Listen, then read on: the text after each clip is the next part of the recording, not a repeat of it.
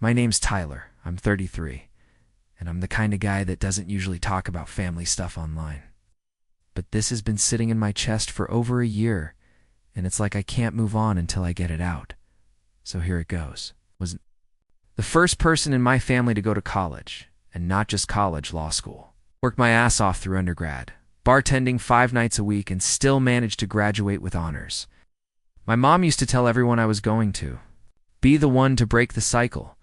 But when the day of my law school graduation came, my parents didn't show up. Not my dad, not my stepmom, not even a text. I stood there in the crowd, everyone else hugging their families, and I kept checking my phone like a damn idiot. I kept thinking maybe they got the time wrong, or maybe they were parking, or maybe they were about to walk in and surprise me. But no, nothing. I remembered the dean saying my name, and I smiled for the photo like I wasn't seconds from falling apart. I still have that picture, me, in the robe, smiling through my teeth, holding a piece of paper that cost me 6 years and a mountain of debt. And not one person from my family was there to see it. At first I figured something serious must have happened. Car trouble, emergency, something that made sense. I called my dad straight to voicemail. Called my stepmom, nothing. My younger sister Emily texted congrats with a heart emoji. When I asked her where everyone was, she said I'm not supposed to say anything. That pissed me off more than I can explain. I felt like some kind of outsider in my own family. I spent that night alone in my dorm, in a suit that cost more than my monthly rent, eating leftover takeout and trying not to cry. Not because I needed their praise, I was used to doing things on my own, but because this was supposed to be the moment. The one where they'd finally see me, and they just didn't come. No excuses. No messages the next day. Just radio. Silence. It was like they pretended it hadn't happened. Or worse. Like it didn't matter to them at all. After graduation, I tried to brush it off and stay busy because bar prep does not care about your family drama. Still, the silence got weird. My dad finally called a week later and said something short about being proud of me, but he sounded like he was reading off a sticky note. No mention of why they missed the ceremony. I pressed. He said travel got complicated and money was tight. It hit me wrong because my dad and stepmom had just redone their kitchen. Also, my Aunt Maggie had texted earlier asking for photos. From the family section at my graduation, I told her there was no family section because no one came. She thought I was joking and sent a screenshot of a group chat where my stepmom told everyone. They were driving out and had seats reserved. That is when I realized somebody lied to somebody and I had no idea why. I saved every message.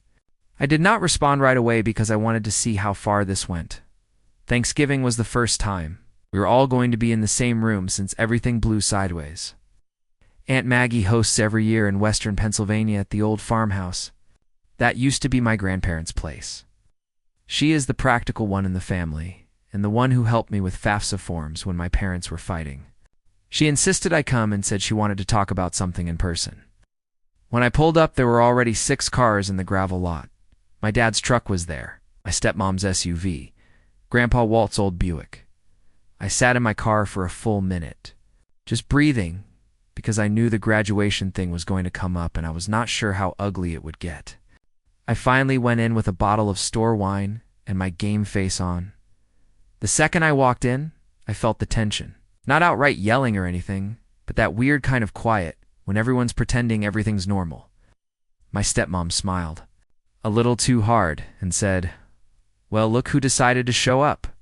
My dad didn't even look at me, just stayed glued to the football game with a beer in hand. Emily gave me a quick hug, but I could tell she felt awkward. I sat down near the kitchen, away from the couch crowd, and tried to act like I wasn't, replaying every lie in my head. Aunt Maggie was carving turkey and whispered to me, "Don't lose it, okay? Just wait." I had no idea what she meant, but I nodded. The food looked good, but my stomach was tight. What's hard to eat when you feel like you're sitting on top of a landmine? I kept trying to find a neutral face to hold, like if I looked bored enough, nobody would poke the bear. But I was waiting. I knew something was coming, and every second I was in that room made my skin crawl more. We got through most of the meal. In silence, just forks clinking and the occasional fake laugh. Then Grandpa Walt, who's hard of hearing and never filters anything. Looks right at me and goes, "So, how's the new apartment your dad helped you get after law school?" My fork froze midair. The table went dead quiet. My dad kept chewing, eyes on his plate. My stepmom reached for her wine without blinking. I just said, "What apartment?" and looked around. Aunt Maggie looked furious. Emily dropped her gaze. Grandpa said, "The one they said they co-signed for over in Fairfax." I said again, louder this time, "I don't have an apartment in Fairfax." That's when Aunt Maggie stood up, walked to the counter, and came back with printed emails. And not just one or two, like a small stack of them folded in half, already creased. She put them down next to the mashed potatoes like it was dessert. She looked at me and said, "You should see this." I opened the top email and saw my name in the subject line. It was from my dad to one of our uncles, talking about how he and my stepmom had helped me get a 2-bedroom in Fairfax, were paying half the rent until I got on my feet, and how proud they were to support me. It was dated 2 weeks after graduation. I flipped through the others. All of them were basically the same narrative, bragging about how they were helping me, painting this perfect picture of a supportive family. I looked up and said, "None of this is true. I've never even been to Fairfax." Aunt Maggie nodded and looked straight at my dad. "So, you going to say anything?" He didn't. He just kept cutting his turkey like I hadn't spoken. Don't even think he blinked. That's when I snapped. I wasn't yelling, but my voice definitely cut through the room. Said, "So you guys made up a whole story about helping me out while you ghosted me on my graduation day? Why? Just to look good to the rest of the family?" My stepmom finally spoke. "We didn't ghost you. We had a lot going on." I said, "You had enough going on to email the entire family with fake updates about me." Grandpa asked what was going on, and Aunt Maggie filled him in bluntly. Grandpa looked confused and said, "Wait, so they didn't help you at all?" I said, "Nope, nothing. Not a dime, not a ride, not even a phone call." The silence that followed was brutal. I could hear the old fridge humming in the next room. My dad got up, grabbed a beer from the cooler, and walked out to the porch like it wasn't his mess sitting in the dining room. No one knew what to do after that. Emily looked like she wanted to disappear into her chair. Aunt Maggie just kept shaking her head, and I could tell she was holding back from saying more. I sat there staring at the papers, still trying to process how far they had taken the lie. It wasn't just 1 or 2 messages. It was a whole storyline, months long, repeated to multiple relatives. They even told people I was too private to share photos of the apartment. That's why no one questioned the fact that there weren't any. I got up, walked to the porch, and stood a few feet away from my dad. He didn't look at me. I said, "Why?" That's all I asked, in one word. He took a sip, shrugged, and said, "It's complicated." I laughed. I actually laughed because that was the dumbest thing he could have said. "No, it's not." I said, "You just didn't want to come, and you didn't want anyone to ask why." He said nothing. Just kept staring out at the yard like he wasn't the center of the mess. I turned to go back in, but before I did, I asked him one more thing. "Did you ever actually mean to come, or is that part of the story too?" He didn't answer, and that told me everything. When I went back inside, Aunt Maggie had started clearing the table. Emily came over and quietly said, "I wanted to say something. I just didn't know what to do." I told her, "I get it.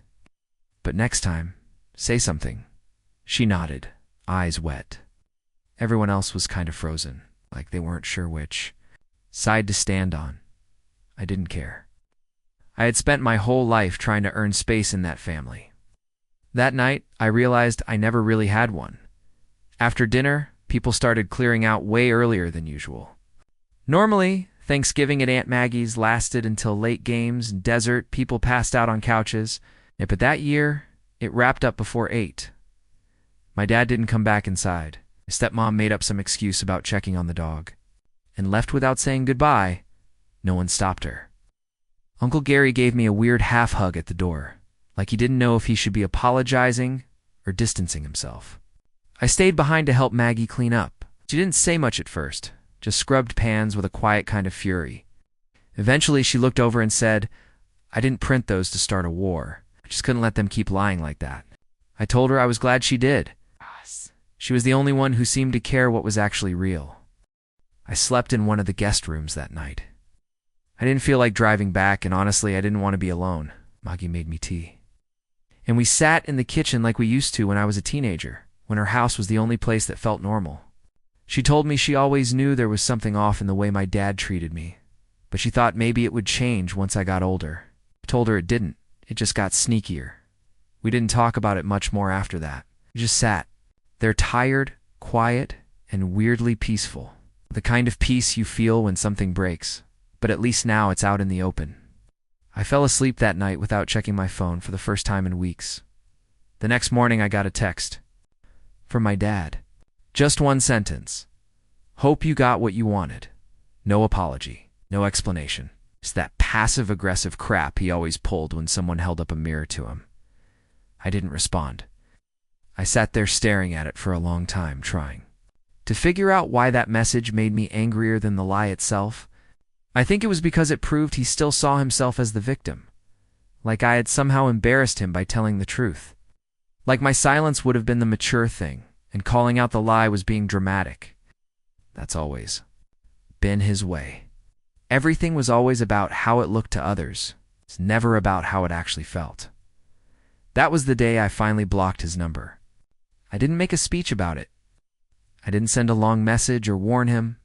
I just hit block and moved on. I kept Emily's number because she meant well, and I still hoped she'd get out from under their grip one day.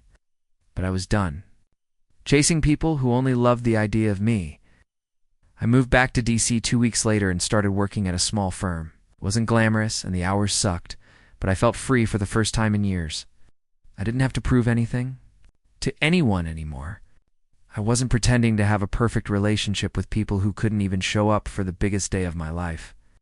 And weirdly, that felt like a kind of graduation too. A couple of months went by before anyone else in the family said anything then.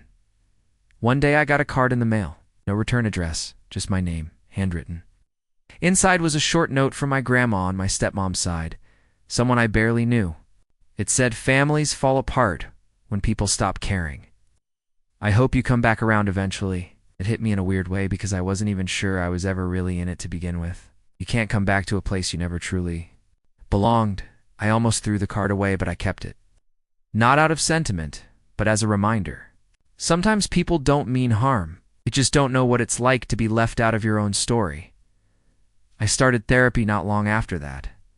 It wasn't because of some dramatic breakdown. I just realized I had too many questions that weren't getting answered, and I didn't want to carry all that weight alone. One session turned into 6 months. I talked about the graduation, the lies, but mostly I talked about growing up with a dad who made love feel like a transaction. He'd give you attention when you performed, when you made him look good. But if you ever embarrassed him, even just by needing something, he'd pull away. Not in a loud or angry way, just cold, quiet. Like erasing you was easier than facing you. I had spent years trying to earn warmth from a man who only knew how to offer distance. The hardest part wasn't even the day of the graduation. It was all the little moments afterward where I kept catching myself wanting to tell him things. Like when I signed my first lease without a cosigner, or when I won my first motion in court. I'd have this instinct to call him, to say, "Hey, look, I'm really doing it." And then I'd remember he didn't care. Or if he did, he cared in private, in lies, in emails that made him look like a hero. Not in real life, not where it mattered. That realization didn't break me, but it left a crack I'm still learning to work around. Grief over people who are still alive is strange like that. You mourn the idea of them, the version you hoped existed but never really did. I started building my own version of family after that. Not in some dramatic way, just quietly. Coworkers who checked in, a neighbor who knocked on my door one night just to bring over leftover stew, the kind of people who show up without needing a photo. I didn't tell them about everything. Most still don't know the full story, but I let them in, little by little. For a long time, I thought family was something you had to accept, no matter how broken it was. Now I think maybe family is just the people who actually show up. It's the ones who call when they don't need anything, who come to graduations even when they don't understand the degree, who print the truth and put it on the table in front of mashed potatoes. Aunt Maggie and I got closer after that whole dinner. We started texting more, just random updates or articles or jokes. Nothing heavy, but it felt steady. Ow. One weekend she drove down to DC just to have lunch and see my apartment. The real one, not the imaginary Fairfax condo my dad told everyone about. She brought me a housewarming gift, a framed photo of my graduation, one of the few I had managed to get from a classmate. She had written on the back, "You showed up for yourself." That counts. I think I stood there staring at it longer than I should have, because something about seeing my name in her handwriting like that made my throat tighten. That picture never made it to Instagram. But it's been on my shelf ever since. Over time, I stopped explaining what happened to other people. Not because I was ashamed, but because I realized some stories aren't worth retelling to those who wouldn't get it. The people who mattered already knew, and the ones who didn't show up that day, they made their choice. I've had other wins since then. My first solo case, a small raise, helping a friend get through something tough. And each time, I paused for a second, expecting that old ache. That reflex to reach out and prove myself. But it's quieter now. Still there. Maybe always will be, but not running the show anymore. I think that's what healing actually looks like. Not forgetting, but learning how to stop chasing ghosts. I never unblocked my dad. Not because I'm holding a grudge, but because I honestly don't know what we'd even talk about. I don't hate him. I just don't trust him. I think trust is one of those things you don't get back once. You've used it to build a version of someone that doesn't exist. Sometimes I think about whether he ever tells the truth when people ask about me now. If he just avoids the subject or still keeps up the lie, I wonder if he actually believes it at this point. Some people lie so long they forget the original reason. All I know is I'm not part of the fantasy anymore. That's something I had to teach myself to be okay with. Emily and I talk here and there. She stayed close to them, and I don't blame her. She's younger, still trying to keep the peace. I get it. I tried to do that for years. But she sends me pictures sometimes, or checks in on birthdays. It's not much, but it's enough to know she sees me. And that's more than I can say for most of them. We don't talk about what happened. It's like there's this silent agreement not to dig it up again. Maybe that's healthier, maybe not. But I've stopped needing closure from people who never gave me honesty to begin with. That part's on me now. And honestly, I think I'm doing okay. There are still moments where it stings. Like when a coworker casually mentions how their dad helped them move, or how their mom cried at their graduation. Those things catch me off guard sometimes. It's not jealousy exactly, more like a quiet ache. A reminder of what didn't happen, what I thought might. But those moments pass quicker now. I've stopped taking it personally. Some people get parents who show up. Others learn how to build something from the silence. I didn't grow up with a model of what support really looked like, so now I try to be that for other people. Hey, friends. Coworkers, even strangers. You never know who's walking around with that same invisible weight on their chest. Last month, I gave a talk at a local high school about going to college as a first-gen student. It wasn't anything big, just a community event. But afterward, a kid came up to me and said, "It's cool that you made it through without help. That gives me hope." And I didn't know what to say. I stood there for a second because I wanted to be honest without dumping my baggage on a 17-year-old. So I just said, you don't need perfect people around you to get where you're going. You just need to keep going. He nodded like it meant something to him. And maybe it did. I don't know. Right. But I drove home that night, feeling something. I hadn't felt in a long time like I had turned all that mess into something useful. Sometimes I think about what would have happened if I hadn't gone to that Thanksgiving. If Aunt Maggie hadn't printed those emails, if Grandpa hadn't opened his mouth. It's weird how something so small, a single comment at a table, can open the door to everything you weren't supposed to see. But I'm glad it happened. Not because it felt good in the moment, because it didn't. It sucked. It felt like tearing the skin off a wound I didn't even know was infected. But after that day, there was no more pretending. No more asking myself if I was overreacting, or imagining things. That one dinner made everything clear, and sometimes clarity is the first real kind of peace. I don't expect an apology anymore. That used to be my end goal, to get him to admit it, to say he was wrong. But now I don't need that. What I needed, I already gave to myself. permission to stop waiting. Waiting for someone to be the father I hoped for. Waiting for my family to be something they never were. I'm not angry like I used to be. I don't feel the need to argue anymore. There's a kind of strength in not needing the people who couldn't show up for you. Quiet. Kind of strength. The kind nobody claps for. But I know it's there every time I stand on my own. Stand on my own and don't second-guess the man I've become. I still have the photo Aunt Maggie framed for me. It's moved with me 3 times now. Always goes on the same shelf, right above my desk. Sometimes when I'm working late, I catch a glimpse of it and just pause for a second. Not out of pride, exactly, more like recognition. That version of me in the photo, smiling, alone, holding a degree, he didn't know how much more was coming, but he made it through, and that matters. A picture doesn't remind me of who wasn't there. It reminds me of who was, me. I showed up, I put on the robe, I took the photo. I finished something I started. And now, every time I doubt myself, I look at it and remember that I don't need anyone else's approval to be proud of what I've survived. People say you're supposed to let go of the past. Maybe that's true, but I think some things just sit with you forever, not to weigh you down, but to keep you grounded. That day at Aunt Maggie's changed everything, and nobody even yelled. There wasn't some big dramatic fight, just a few sentences, some printed pages, and a truth that refused to stay buried. And since then, my life didn't suddenly get easier, but it did get clearer. I stopped chasing people who never turned around. I stopped explaining my pain to people who weren't listening. I started building something of my own. Quiet, steady, honest. The kind of life that doesn't need to be proven in emails. It's been over a year now since that dinner. Nobody brings it up. My dad hasn't tried to contact me again. My stepmom sent a birthday card that just said, "Hope you're well," and nothing else. I didn't reply. Emily still sends the occasional message, usually safe stuff, memes, updates about her cat, stuff that doesn't touch the edges. I let it be. I don't push. I don't chase. Some days I wonder if things will ever go back to normal, and then I realize they already have just a different kind of normal. One where I don't wonder if I'm being left out on purpose. One where I don't sit around hoping someone changes.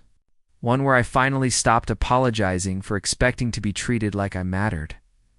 I don't tell this story to get sympathy. I tell it because I know I'm not the only one who's had to mourn a version of family that never really existed. Some people lose their parents to illness, or distance, or time. I lost mine to a lie that got too comfortable. And weirdly enough, that loss gave me space to build something truer, quieter, and finally mine. I don't have the kind of closure people write about. There was no apology, no moment of understanding, no healing hug on a rainy day. It just stopped, like they turned off the part of their lives where I existed. And maybe that's the part that hurts the most. But somehow, I'm still here, still showing up, still choosing truth. And for now, that's enough.